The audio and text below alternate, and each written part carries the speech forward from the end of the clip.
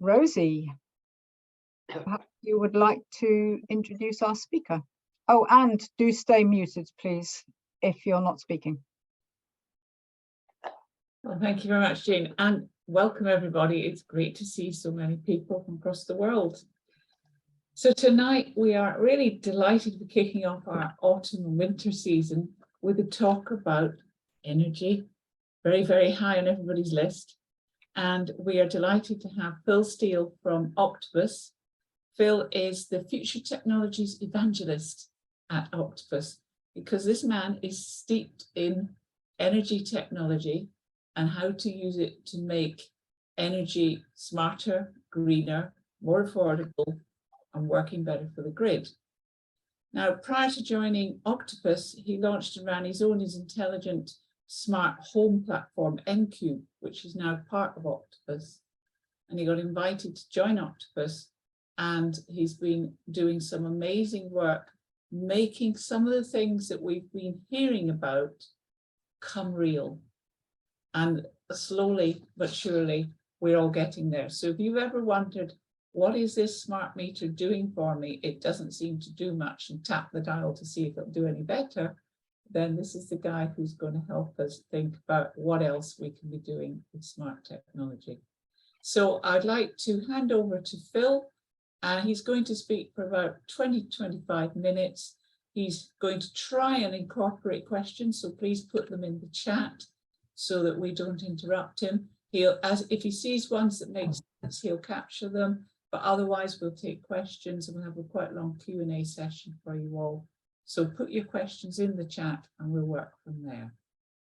I think that's everything, so I'll hand over to Phil. That's great. Thanks so much, Rosie. That's a great introduction. I'm going to have to live up to how you've claimed my expertise on all technology. It's kind of obvious I work for Octopus. That actually is a trick of the camera. You described that one, Jane, at the beginning as a small octopus. I have a small one. They kind of look a similar size. So this is the mini one. That's the largest size octopus. And in fact, anybody who is an Octopus Energy customer can get their hands on the large size octopus if you so desire to have one. I've got a set of slides. I'm going to start to share my screen and put those up. But as Rosie was saying, do interrupt me either with a hands up feature on Zoom or in the chat, or even just shout at me because you've got something really urgent you want to talk about. I don't mind being interrupted, and in fact it helps with the conversation around energy. I've got to move my little windows. I've got the chat open and the videos open as well. So a little bit about Octopus. Most people kind of know us as Octopus Energy, meaning retail. We sell energy, we bill customers, but actually there's an awful lot more to the group than just the energy supplier. We have a generation arm, one of the largest European renewable investors now, some $3 or $4 billion worth of investment under management. So that's our focus on changing the way that energy is generated and focusing on wind, solar generation and so on. We have Octopus Electric Vehicles, a subsidiary business that is focused on selling electric cars. So those are mostly done under salary sacrifice, which is a scheme where you can lease an electric vehicle before tax is deducted at PAYE. That's a government scheme for driving up the adoption of EVs. So the EV team are now helping lots and lots of businesses establish their own salary sacrifice schemes and supplying and supporting those vehicles. Electrified heat, we have a research centre in Slough where we are designing and inventing new heating technologies and products, as well as installing heat pumps, electric boilers and other devices, thermal storage. I'll talk a few of these in the slides as well. So we've got quite a lot going on around the heating research side of things at that Slough Centre. We're training the order of about 1,000 engineers a year at that centre to install heat pumps, and I'll show you a picture of mine. Mine was one of the first to be installed by our own engineers without any consultants or contractors. On decarbonisation, we have our own Centre for Net Zero, which is a research organisation. They are exploring what the industry is doing and the changes that could happen, and kind of signposting the future of energy decarbonisation. We do have a hydrogen business as well that is looking at how we use excess renewable energy to generate hydrogen for transport. We are against hydrogen in the gas network. It's not suitable for all sorts of reasons. We don't believe in gas hydrogen going to the gas network. And then our as well as the heat installation, our energy services team is also rolling out smart meters, electric vehicle charge points, and the heat pumps as well.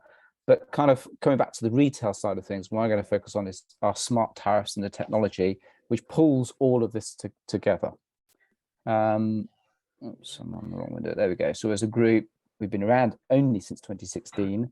Over 3 million customers. In fact, most of those are in the UK. It's about 2.8 million in the UK, and the rest are internationally. 12 countries. So UK, Australia, New Zealand, Spain, Germany, Italy, France, Japan, and so on. So quite a very, very rapid growth business.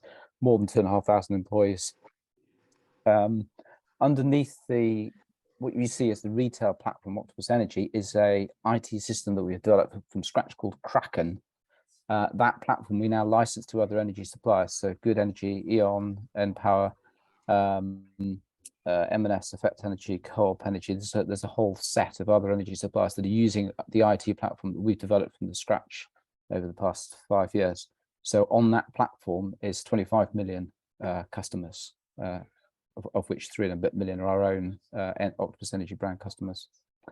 And you see, we are very focused on 100% renewable energy. I know there will be questions about how do we do that and what that means as regos and things. I'll try and answer those as I go through. Now, what I mentioned there was Kraken, and that's our technology platform. So we are an energy technology business. It is as much about the technology that we're developing for the energy industry as it is about selling energy and where that energy is coming from and how it's used. And the technology is what I kind of want to focus on in the rest of this presentation. There is a pop quiz coming up. So if you could get ready on the chat window and try and answer some questions on the next couple of slides. So talking about generation, what do these two maps show? Either purple shows this or blue shows that. If you can guess what these two maps are showing. Any guesses, anybody? I'm watching the chat and nobody's taken a guess yet. Fracking. Okay, no, not fracking. Yep. Okay, so Willem has said nuclear. So purple is nuclear. That's correct. Dominic, Penelope as well. So what is blue? No, it's not wind. Solar. What was Solar. that? Solar. Solar. No, not solar. Nope. Nope, not wind turbine. Couple more guesses. Gas. There we go. Paul's got it. Actually, Paul sent us a direct message to me, so you can't actually see all the messages. It's gas. So, at the moment, this is what nuclear and gas look like. They are large generation sources dotted around the country, generating large background load, effectively, really flat, steady state generation. The next slide is going to be slightly easier. So, what is the orange and the green showing here? Solar. One of them is solar. Yep, that's the orange. Orange is solar and green is wind. That's correct. Now, on the little map on the top corner is actually showing offshore wind. The difference here with that previous graph is how much more distributed this generation is, and how much smaller. The size of those circles is quite a bit different when you go from nuclear to gas, and then compare that to solar and wind. So we're moving to a grid, somewhere around about 25–30% at the moment, peaking at 40%. There is renewable energy, which is becoming much more distributed and smaller and intermittent as we have variable weather conditions. I've got my windows in the wrong place to show the top of this. Right, so Thursday, 21st of April, this was the energy mix on the grid. So we were at 44% fossil generation, 17% was wind, 14% was solar on that particular day. Oh, the left-hand graph, sorry, is, oh, anybody want to guess what that left-hand map is showing? It's the similar mix of orange and green as a clue. Anyone guess what that left-hand map might be showing? Nobody's taking a guess. Okay, so that left-hand graph is showing planned renewable generation. So that is renewable generation that has planning permission and will come on stream in the next couple of years. That's a massive amount of new renewable generation that's coming up, just to emphasize that. Right, so next page, this is comparing, again, the same data, Thursday, 21st of April, but Storm Franklin, the 21st of February, you can see there that wind was providing 42%, and we still had 8% of solar generation. You compare that to the other graph on the left, 17% wind, 14% solar. There's a dramatic difference when we have really strong winds. And that's what I'm highlighting in those graphs, is the grid will change to having this very dynamic generation to it. Then look at what we're doing with our consumption. Top left is an air source heat pump. Top right is my electric car, Volkswagen ID3. We love it. Can anybody guess what those two middle devices are in the top center, whilst I talk about the bottom left? Bottom left is Give Energy, which is a solar battery inverted system. And the graph is showing what we get from solar generation. So the orange line is solar, and that shows how it's intermittent as there's rooftop solar. So as clouds go over and so on. I think the green line there is, green line is consumption from the grid. Purple is the house consumption, but it just shows how energy is really fluctuating from moment to moment. Now, yes, Paul has got it. White equals a battery storage device, and Andrew, heating boilers, kind of, yeah. So the box to the left of to the right of the heat pump, that's from Tepio. That is an energy storage unit. Essentially, it's a block of concrete in there, but a very specialist concrete that they've invented. Runs at 600 degrees Celsius or so, and charges from cheap electricity overnight and stores that to then heat the home during the day. It's kind of like an advanced version of night storage heaters, but as a single block unit, just about fit under a kitchen surface or utility room surface. And so that is providing heat through radiators as stored heat, electrically generated. They're a small startup company making some headway with their product. Really interesting alternative to gas heating. The other one, the third one from the left, is a SunAmp phase change material. So a phase change material changes its state from solid to liquid, in this case at around 60 degrees. So a heat pump, and I have one of these here in our house, our heat pump is heating at 60 degrees, that phase change material, and the change in phase, if you know your chemistry, stores energy at a higher density by changing phase. So you need more energy to change from a solid to a liquid, and it releases more energy as it reverts back from a liquid back to a solid. So that's got a higher energy density than if you just had hot water in a hot water tank. So it's designed as a hot water tank replacement unit. A hot water tank, typically 150, 200 litres. It's tall, it's round, it's got pipes sticking all out of it. And one of these that's about 3/4 the width of a dishwasher fits under the kitchen surface, replaces that hot water tank, and can work with some air source heat pumps.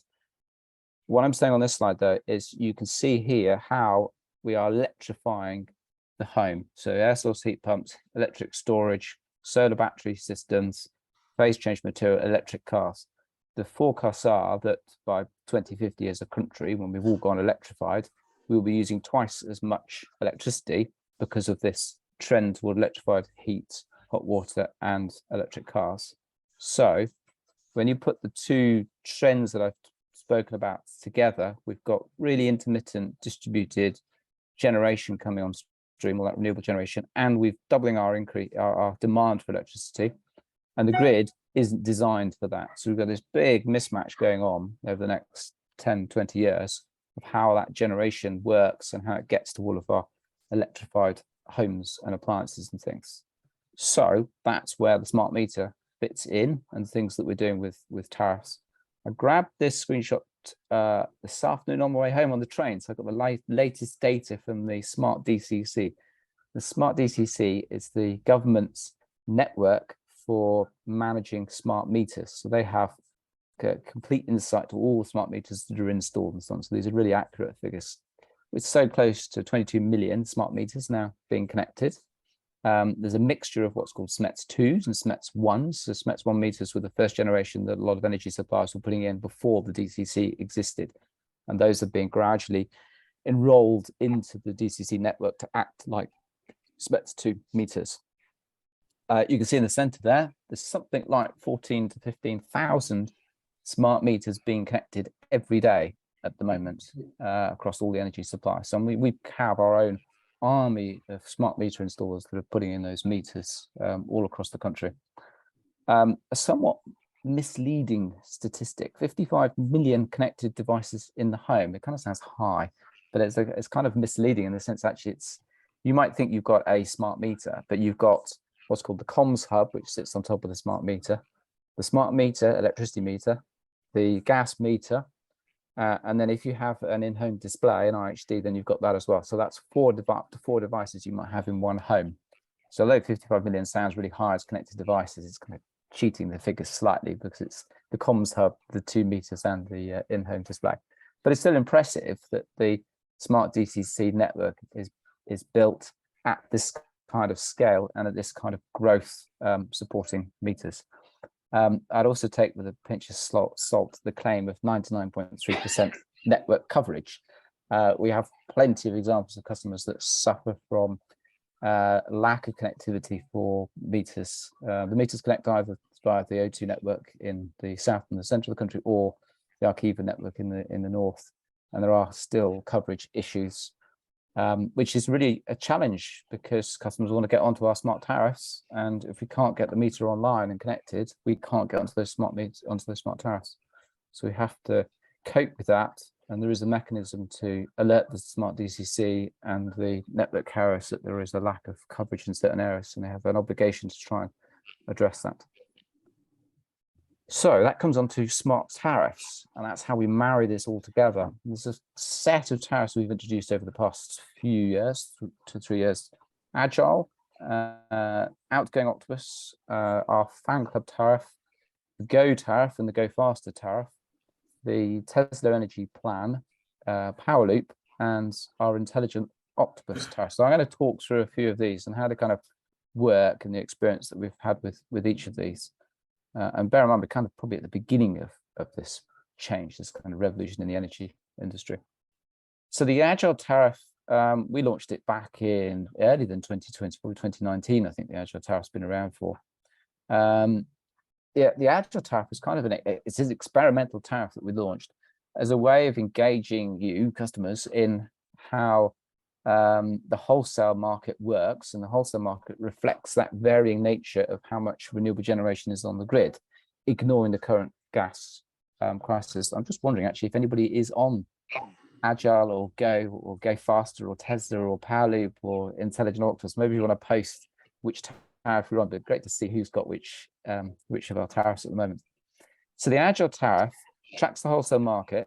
It's calculated at 4 p.m. every day for the day ahead, and it's calculated off the wholesale market. So the pink line there is showing what that Agile tariff looks like, and you can see it in the table below as well. This is back in 2020, so these are incredibly low rates compared to the 30, 40, 50 pence kilowatt rates that we've got now. The blue bars are this particular customer's consumption, and we can see some of those blue bars correlate quite nicely with the lowest points on the peak line, and they've achieved an average of 5.66. Back in 2020, this would have been comparable to a rate of about 15 pence. So they're about a third below the normal rate because they're avoiding that peak period there, 4 till 7, when the rates were around about 18 pence or so. Outgoing is our export tariff. So anybody who has solar and is exporting excess, like the old feed-in tariff scheme, we credit. And so we have an Agile version of that. So that tracks the wholesale market and it credits according to how much energy is exported in each half of the day, as calculated by the algorithm every day. This is a solar customer with a battery system. So their battery it's flat here in this period, if you can see my cursor up till midday. That's because their home is mostly being supplied by their solar and the battery is being charged. And then they've set their battery has become full by lunchtime. So any excess solar is now being exported. And you can see there's a bit of a curve off over those 8 or so bars till around about 5 p.m. And then at 5 p.m. they have forced their battery to export the excess electricity that's stored because the agile price is really high. So they've achieved a credit average of 6.85, which compared with the previous page, same customer, they were paying an average of 5.66. So they actually ended up better off because they were able to export back out to the grid. A more recent example, now there's 2 elements to this. So the rates tend to be higher than January 2022. This is a bit of an unusual day. This is when the wholesale market actually went negative. Would have been before Storm Franklin that I was talking about, one of the earlier storms right at the beginning of this year, when we had extremely strong wind and so much wind generation that the wholesale market actually goes negative. So you can see there's a 0 line there and the agile rate has dropped below it and the graph is showing negative rates. So that means we are paying customers to use energy because there is too much energy on the grid. Unfortunately, the 1st, 2nd, and 3rd January was the last time we went negative this year because the gas crisis means the wholesale market, it just hasn't gone negative again since then. This customer has charged an electric car during the best time period there. So they've achieved an average of minus 5.6. So we've credited them 5.6 for each kilowatt hour that they've consumed on average for that day. And you can see their best was at 3:30 to 4 a.m. minus 6.72 pence. They consume 1.84. So we credited them 12.36 pence in that half hour. And then same day again is export. Now, obviously, export can't go negative because that would mean we would be charging customers to put energy on the grid, and that would be wrong and actually isn't allowed. So it just stops at 0 and doesn't go below the 0 line. But because the export agile tariff is tracking the wholesale market, it is actually quite high, between 4 and 7. So again, a battery, they've charged the car, or maybe it might have been a battery system. Actually, this one, there's some solar excess there, so does the battery. And they forced the battery to fully export in that time period and achieved a credit of average of 16.99 again as well. Well, that's an interesting question from Willem. How near is having gas more expensive electricity? Not yet, but let me answer that question when I get to heat pumps, because there's a really interesting point on heat pump costs. More recent data. So with the gas crisis, the agile tariff barely works anymore. So I last did this actually in July, and it's even worse than this now, but we cap the agile tariff at 35 pence because we just don't want to pass on the really extremes that can happen in the wholesale market. If we didn't put a cap of 35 pence, so this is 33.33 before VAT. If we didn't cap it, you would see prices of £1 or more on the import. So it's capped at 35 pence. In fact, I think at the end of July, we've launched a new version of Agile with a cap now at 78 pence because the wholesale market is just so high and all the energy crisis that we read about in the news. Where's my mouse gone? There we go. Okay.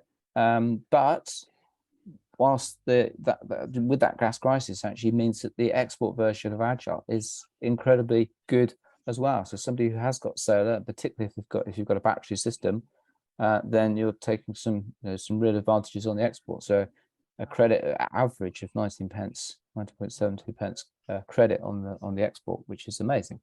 So there is the upside of the gas prices, that if you have solar and battery, then you can be exporting quite significantly. I mentioned negative prices. So in 2020, when this was kind of Agile was working properly before the crisis, and I think we had 242 0 or negative half hours during the year. I haven't actually looked up the figure for 2021 or this year. I know for this year it's only probably about 20 occasions, the 1st, 2nd, and 3rd of January, but nothing since then. Go is the next one I was going to talk about. Go is our electric vehicle tariff. Actually, the rates are slightly wrong here. It's now 7.5 pence, but it's still a very low price overnight from half midnight till 4:30 for charging an electric vehicle. This is our tariff for encouraging electric vehicle charging. But we also launched a Go Faster version of this, because when I talk about at the beginning, the grid balancing generation and consumption by all of the electrification, then what we started to see is that with large numbers of Go customers, we're actually putting an artificial higher demand on the grid at midnight. Imagine all those electric cars all deciding to start charging at midnight. So Go Faster was our first attempt at saying, well, let's try and smooth this impact out a bit rather than having everybody's electric car all charging at the same time. So you can just see on the graph there, the pink section is the original Go tariff, half midnight till 4:30. The black line is the average consumption per half hour across all Go customers. And the blue bars are when we look at the Go Faster customers spread out across all these different versions of start times and 4 or 5 hour durations. And so we were able to kind of reduce that peak at midnight in the morning. So where the blue lines are below the black line on the left corner there. And that shows that with tariffs and with technology and there's a lot of cars that are actually automated and chargers automated against these tariffs, then we can actually balance the grid. And I'm going to come on to another tariff in a moment that does that, or a couple of other tariffs actually that we've worked on as well. Fan Club is a more recent tariff that we've launched. I think we launched it just at the end of last year. Customers who live near one of 3 wind turbines currently are able to get a discount of 20 or 50% according to how well that wind turbine is doing. So this screenshot that I took earlier on this afternoon, the time it was generating 136 kilowatts and therefore a wind speed of 4.9 meters per second.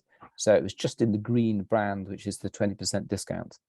This is like a live online dashboard that Fan Club customers can see, and they see that live data. This is updated every 30 seconds or so directly from the wind turbine.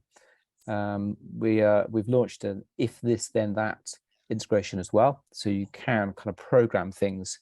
If I'm in a 50% discount window, put the car on charge or run a dishwasher or whatever you can using smart plugs and things like this. This is where it all starts to get really interesting, connecting tech together.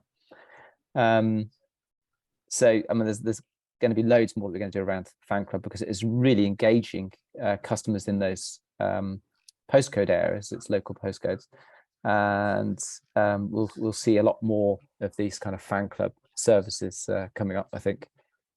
We launched a program called Plots for Kilowatts recently, which is kind of like a matchmaking service. People who want to have a wind turbine near them and people who've got the land space, and you're creating that kind of supply and demand market for getting wind generators put up. I mean, this is just kind of like proving there's the engagement, and we want this kind of stuff. It's fantastic what we can do with technology. That's what we're doing. Power loop. So electric vehicles will gradually change from purely charging electric vehicle to actually being able to discharge it. So if you have got a solar and a battery system, you'll be very familiar with the battery charging up with excess solar and then supplying the house in the evening until it's empty. You'll be able to send it back to the grid to take advantage of those high agile prices in the peak in the evening. The power loop tariff does that with cars that are able to discharge. At the moment, this is only the Nissan Leaf and only Nissan Leafs that have been leased from Octopus Electric Vehicles using a vehicle to grid. That's what VDG means, vehicle to grid charger from Wallbox. And the customers then see this is a screenshot from the Power Loop app, and they can say, right, I need my car to reach 80%, or as your examples there, 5:30 a.m., 85%. And then when the car is plugged in, typically in the evening, then through overnight, we will draw some energy from that car and then put energy back in and draw a bit more and put some more back in, but still try to achieve that target percentage by that time in the morning. So we're using the car to trade on the grid. So that is balancing, right? The wind has dropped. We need to put energy back onto the grid.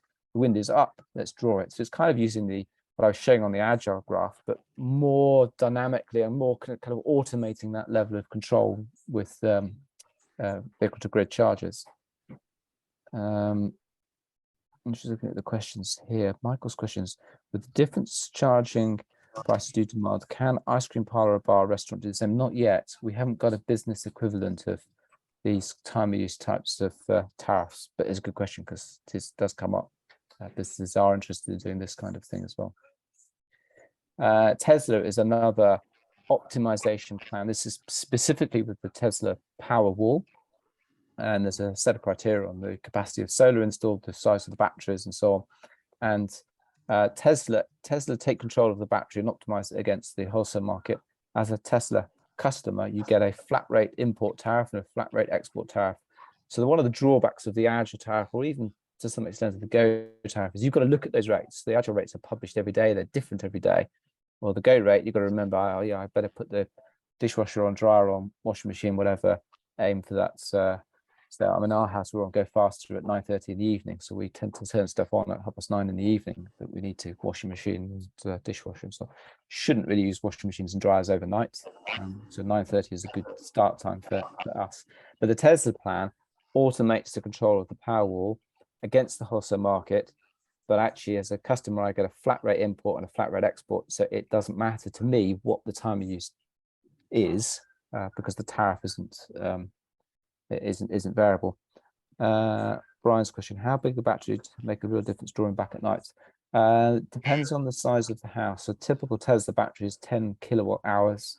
The Give Energy batteries that I was showing on the earlier slides vary from 2 to 4 to 8 to 12 kilowatt hour batteries.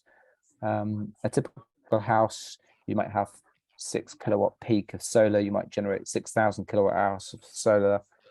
Your consumption could be around 4,000 or 5,000 kilowatt hours. You export about half if you haven't got a battery system. So a 6 to 8 kilowatt hour battery is about right for a, say, 3-bedroom detached house with that kind of scale of solar on it. I'm talking very broad figures because it is so unique and specific to each property, but that's the kind of rough scale of things. Cool, right, that's my mouse, there we go. So this is one of the last tariffs I want to talk about, intelligent octopus, and this kind of amalgamates a lot of what I've talked about, the Tesla tariff and the Go and the Agile and the power loop, and is our next generation tariff, and is where a lot of our focus is now. So again, like the power loop, I want my car charged by 7:30 a.m. to 70%. But the tariff is like Go. It's a cheap rate between half midnight and half 5. It's the same Go rate of 7.5 pence, slightly longer 6-hour time period. And we'll then take control of the car and we'll charge it for half an hour, wait for a couple of hours, charge for another half hour until we got it charged that target level by the target time.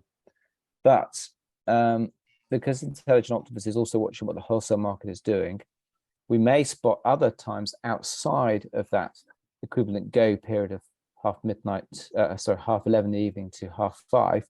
So there might be a really high wind at 5 p.m. So that's normally outside that cheap window from 11:30. So the Intelligent Octopus will say, well, actually, we can give the same low rate at 6 p.m. till 7 p.m. to charge the car if it's plugged in.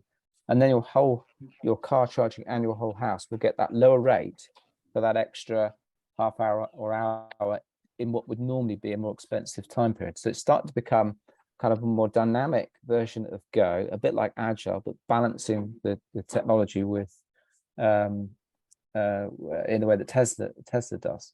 And you can then start to see, well, actually, we could apply this to how a heat pump works, how the TEPIO storage unit works, or anything else. We've kind of got some discretionary load over.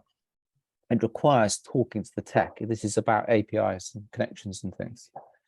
Martin's messaging us. I know there's a couple of questions I've missed further up the list. Let's just go back to a couple of questions for some. So Paul asked, how difficult is it to integrate consumer power exports into the national grid? Progress been made, chronic lack of. There's somebody called Alan and somebody called Peter Miller. Okay, yep, I can see those. I'll work my way back up. Thank you. So integrating consumer power exports, we have a process under the outgoing Octopus tariff where you provide us the MCS certificate. That's a certificate that tells us that the solar installation has been installed according to all the correct safety standards and so on. Then we need a confirmation from the distribution network operator, such as Western Power or UK Power Networks, that they have accepted the install and are aware that it's connected to the grid. We then request a second MPAN, meter point something or other number. I should always forget the acronym, but it's a unique identity. So you already have one unique identity, the import MPAN. We request the distribution network operator to give us an export MPAN. We register that on the account and all the industry systems, and that then means the meter, this existing same smart meter, will record both import and export, and we can then credit, and that's how all the credits are done on the tariffs that I was showing earlier. It is quite a challenging process because there's industry systems we have to connect to get that all working. You have to get the MCS certificate yourselves. Your installer must notify the DNO, otherwise the whole process crashes and causes us pain and heartache. So it's not an easy process, but it is an established process now. Alleviate chronic lack of energy storage. I've written about energy storage.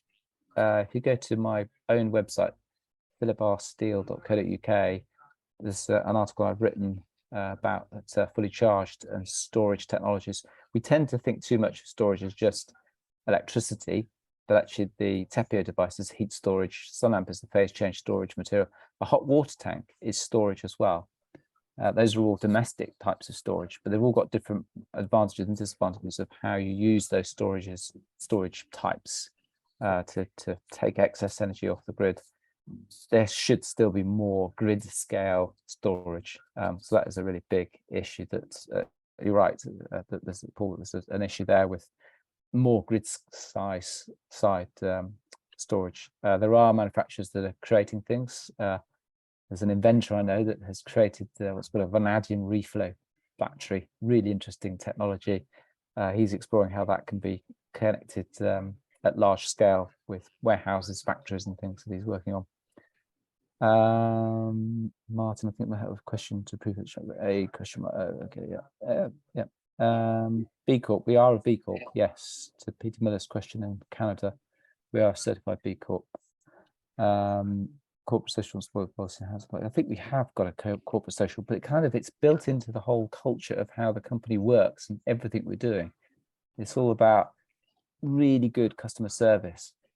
With the Which recommended energy supply for 5 years running in a row now, and we win a tremendous amount of awards for our customer service that we provide. It's a really strong focus, as well as this whole focus on renewable energy and all the technologies. So it's just built into our, the whole story of DNA. It's everything that we do. Alan's question: can you explain why the price of even renewable electricity is linked to the price of that's a good question. So what you'll see in the gas crisis market at the moment is that gas is setting the price of electricity, and that's just due to the way the wholesale market works. It's not like an auction as such, but highest bidder sets the price on the wholesale market. That's got to change. And some of the things government's doing may start to change. They're talking about ways of changing that, particularly when we get to kind of the 40+ scale of wind generation. Interesting though, some wind and solar generation has power purchasing agreements called contracts for difference, CFDs. So they will have a much lower price. They will be repaying back to the government excess payments they've received at the wholesale market. So that's money coming back on the subsidy of wind generation. So look up CFDs because that is really interesting, the way those work. But yeah, the wholesale market shouldn't be tied to gas. That needs to change. We've got green levies on electricity instead of gas. So there's talk of those coming off with the government changes that are coming up right now. So there's a lot of change going to happen on that, I think. So let me go down to the latest questions. Transfer to Agile Export. Ray, you sent me a question. As an Octopus customer, how long would it take to transfer to Agile Export? If you're already on export tariff, we can change it literally right now. I can go on and change anybody's tariff to another export version. If you haven't got an export MPAN and tariff, it does take 6 to 8 weeks because of that complex process that I was describing with MPANs and so on. So it's tough. Willem, am I worried about the supply of rare minerals? Yes and no. There's a lot of Chinese investment and ownership of resources and things. I'm just not. I don't have enough knowledge on the rare minerals sourcing. There's nodules under sea that are being explored as sources of those and things. So I think we've got to keep an eye on that. But there are other technologies being generated, other battery storage technologies. And actually, when I talk about phase change materials and hot water tanks and blocks of concrete, you don't necessarily have to have batteries as your sole source of storage. Norwig in Wales, that's a pumped lake. That is a storage method. There are cranes that people are inventing to pick up lumps of concrete when energy is cheap, and then to drop those lumps of concrete and to generate electricity. So that's a kind of a storage. There's lots of methods for storage as well. Do I recommend switching from flexible to fixed? Oh gosh, if I answer that question and give you the wrong answer, don't come back at me. Martin Lewis was on Twitter yesterday saying, stay on your fixed tariff whilst the government sorts out what our tariffs are. And the tariff information government's offering is kind of confusing to understand at the moment. And we're still updating our website with information and advice on what to do, whether to stay on a fixed or flexible, and what the differences are. The cap tariff certainly applies to flexible tariffs. There's figures going around in the government papers of a discount to the fixed rate tariffs, but it's all based on averages, something called profile class 1, which is an assumed profile of how we consume energy through the day, how that works with Eco 7 tariffs. As I'm on a go faster tariff, you have to apply my profile class 1, my assumed consumption in the morning, my assumed consumption in the evening against the time of use tariff to work out what my average tariff is, to then know what discount I might get. So this is really complex stuff that we're working through at the moment. Is there a control intelligent device interface with the grid to optimize home habits, hot water early evening? Not yet, but I think it will come. The more tech that we can connect, then that will happen. Our tariffs have APIs, and there are lots of innovators who've created things connected to that API. I've probably got a slide on it actually later down as well. So there are all sorts of things being connected, either innovators or us ourselves doing things. I'm conscious that I am running way over time, but I assume I will get interrupted if I'm taking too long. But I'd love to get through the rest of the material I've got on here. I think we need you to make that decision, Phil, as to, we've got a huge amount there on tariffs. So you said you talk a bit more about heat pumps, and I think interested in what's coming up there. I'll get back to the slides and try and get through the other material and things. I think this is the last tariff that I want to talk about, is zero bills. We've launched something with home developer called Ilka Homes. Customers moving into a small number of their properties will get a zero electricity bill from us. Zero. They'll get a bill which will have zero standing charge and 0 pence per kilowatt hour. We can do that because we're working with them on the scale of the solar, the battery, and how the heat pump works in those properties.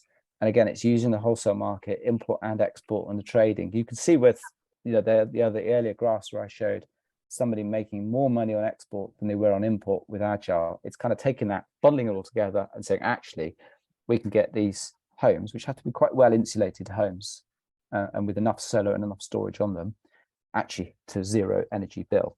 That's really stretching what we can do with technology and the energy market. So watch out for that as it kind of evolves. It's the very early days with Ilka Homes on those, but it's really exciting, and it got an awful lot of coverage.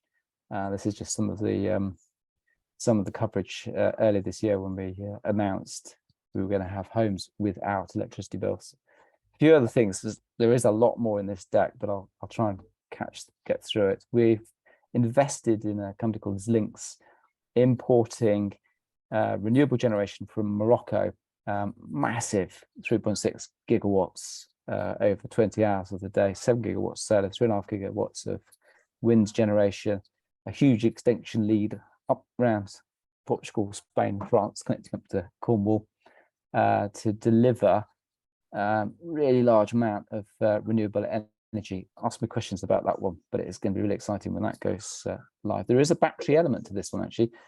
just the graphs at the bottom there, there's a very large scale battery being deployed, which means that the supply is spread out over 20 hours, and instead of having to create an extension lead that copes with the peak of the solar generation, it can actually cope with a lower average because the battery is shifting some of that peak solar generation to other times of the day.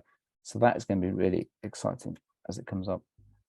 Air source heat pumps. Okay, just briefly a bit on air source heat pumps. The magic of a heat pump is that for each kilowatt hour of electricity you put into it, you will get something like 3 kilowatt hours of heating energy out of it. It's extracting heat from the air and using that to heat our homes. So on that question about electricity and gas, although electricity, if we look at the government flat rate figures that are coming out of about 34-35 pence electricity and about 14-15 pence for gas, at per kilowatt hour, gas is still quite a bit cheaper than electricity. But if you run a heat pump at that figure of 35 pence per kilowatt hour, and you get 3 times the amount of heating energy out of it, 300% efficiency, compare that to a gas combi boiler working at about 90% efficiency, and you can see your heating will be cheaper now with an air source heat pump than it would be with a gas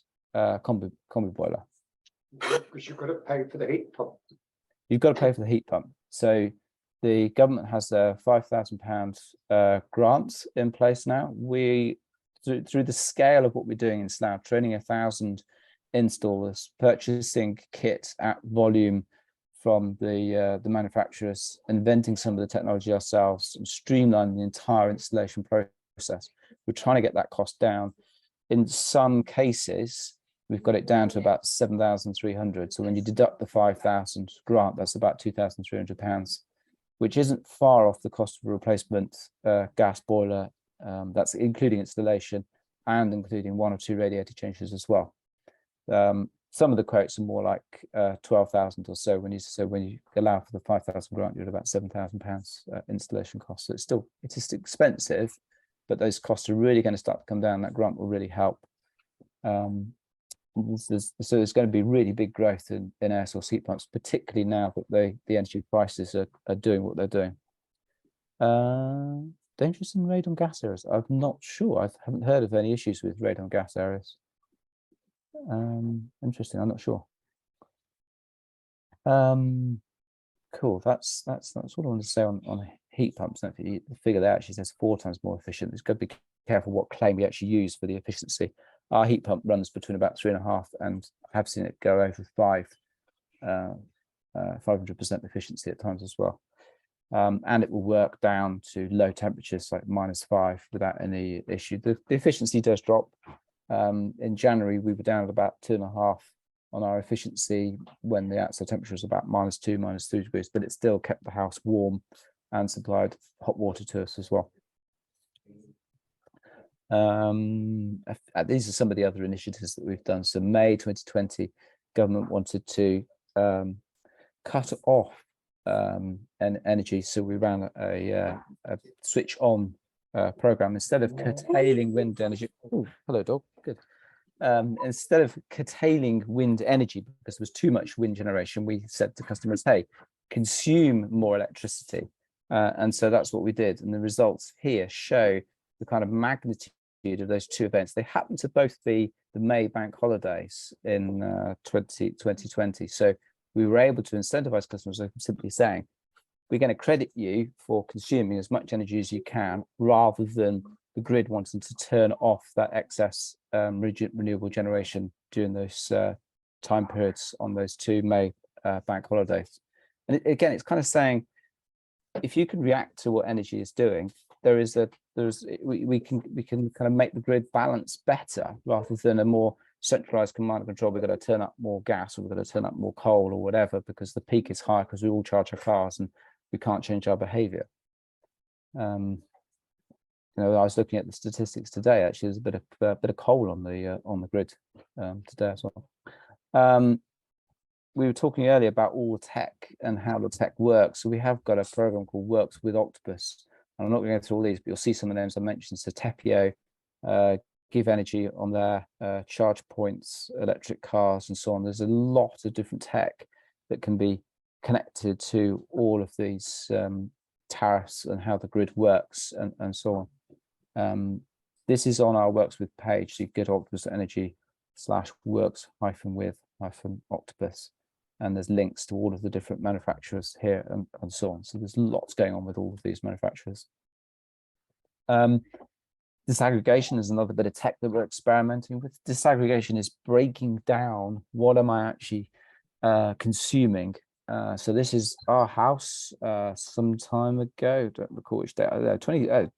June 2021. I took this screenshot. It's been a while ago, and it's a small clamp device on the house, and it is able to read the signature of what is consuming energy in our house. You can see the breakdown of cooking, lighting, electronics, and dishwasher. Now, given what I was saying about Agile being high between 4 and 7 or 4 and 8, you can see here I've zoomed into the 4 till 8 time period when Agile import was expensive, and I've got dishwasher consumption here. So this is an example of understanding what am I consuming energy at what time, how that impacts my energy costs, and could I use that at a better time if I realized what I was doing. So run the dishwasher after 8 p.m. when the Agile import price is low, or I'm on Go Faster, for example. So disaggregation is really interesting. These little devices from a company called Voltaware that make these. I had this graph actually earlier on. So this is a battery system attached to a solar system. SOC is state of charge of a battery system there. So you can see how a battery is charging and discharging. And on the far right, the green and blue blocks on the far right is the battery being charged off Agile import when it's particularly low, just to top it up to 100%, so it's fully charged for use overnight. So this happens to be Give Energy battery, but there's also Lux Power and Solar Edge and Solax and others that are all have APIs and can be connected and working with tariffs and how the grid works and so on. So that's really, really cool what's going on. When you look on our Works With page, if you are interested in what's the right sort of tech and things, there's this little quiz that you can take to look at all the different aspects of energy generation and consumption and all products and systems and things that might make sense to you. So there's some great material on our website. We try and publish a lot of this material. Yes, Michael, what's doing with hands? 3 children, a dog and a cat, and a busy lifestyle. But I do the washing up. I do pots and pans myself in the evenings, I think. Did I do the washing up today? Nobody's listening. API, application programming interface. Very briefly, that's what that means. What that means is that anybody can create other bits of tech, and there are lots of innovators and developers that have created all sorts of really interesting stuff to the tariffs and things. Yeah, true. Your dishwasher will consume far less water when it washes compared to my hand washing. Yeah, I try to be as efficient as I can. Inefficiency on a battery.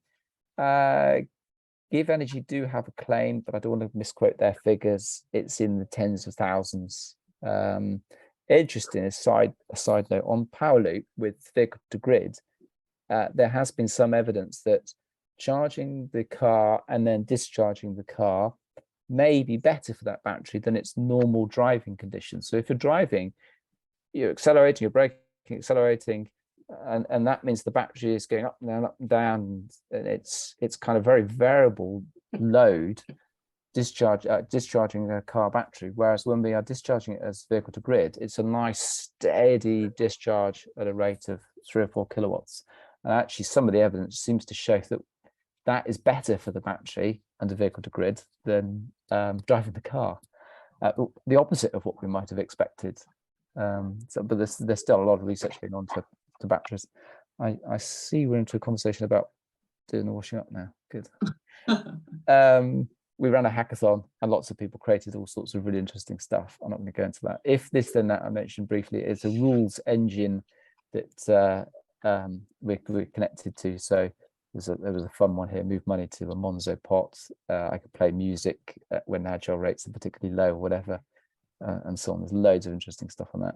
We have an Alexa skill. I can't say it too loud because I'll set mine off next to me. So you can ask it, how green is the grid? What's the price of energy right now? How much have I exported? How much have I imported? And so on. Can I interrupt you, Go Phil, on, Rosie. just to pick up a few questions we've had rather than to go on to any more. What So it has been absolutely fascinating, but there is one question that came up earlier, and you said you might come back to it. You mentioned Octopus is against hydrogen in the gas network. Could you tell us why? Because we've had this debate on this forum before. Yep, yeah, I'm halfway through writing a bit of an article up about it. So hydrogen is a much smaller molecule. It's like a tenth the size of or something of methane, which is what natural gas is. We should call natural gas methane. It's methane. It doesn't sound as fluffy as saying natural gas. That sounds too kind of friendly. That means it's got a much greater chance of leaking. So whether that's the grid network, your pipes into your house, your meter, and supply to gas, combi boiler, cooking, and so on. Second point, it has an 11 times greenhouse effect if there is a leak compared to methane. So if you've got a combi boiler and it's firing up, it's click, click, click, and then it bursts into flame, or you're cooking with it and you get a bit of gas coming out before you light it, that has an 11 times impact on the greenhouse gas effects. By volume, so cubic meter of methane versus cubic meter of hydrogen, and I'm talking about 100% hydrogen, the energy density is about a third of that of methane. So that means to get the same amount of energy for a gas combi boiler or for cooking, whatever, you need 3 times as much hydrogen flow through the pipes. So now you're going to have pipes having to work at a higher pressure with much faster flow rates. What sort of risks that might impose? So you're not only have you got a leakier gas, you're now trying to push it through at a higher pressure at a faster speed. And with that combination of 11 times impact on greenhouse gases, that means you've got more gas going into the atmosphere when you've got a leak or whilst you're waiting for something to fire up or whatever.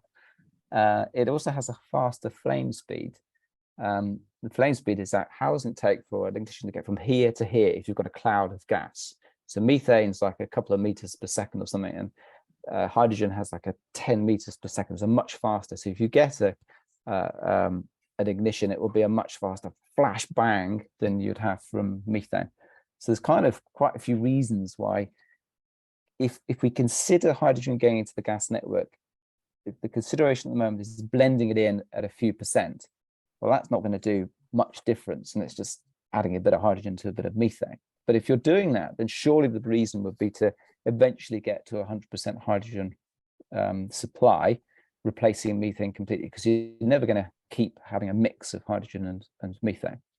And so if you get to 100% hydrogen, those are the sorts of issues that we're going to have with it. And I'm going to write up that and put it on a blog article at some point as well. Okay. Very good. So if we could, there's Yes. more questions there. I think There was one more I wanted to Just touch on. Whilst I'm on this screen, Rosie asked a question about detailed information, and that's what this little pink device here is, and I've got one here. This is streaming 10-second interval data to apps and things, and lots of customers will start to get excited. Rosie, you and I and Jamie went through some of these screenshots the other week. I don't know if anybody wants to try and guess at some of these, but this is 10-second interval data. That's a heat pump warming up.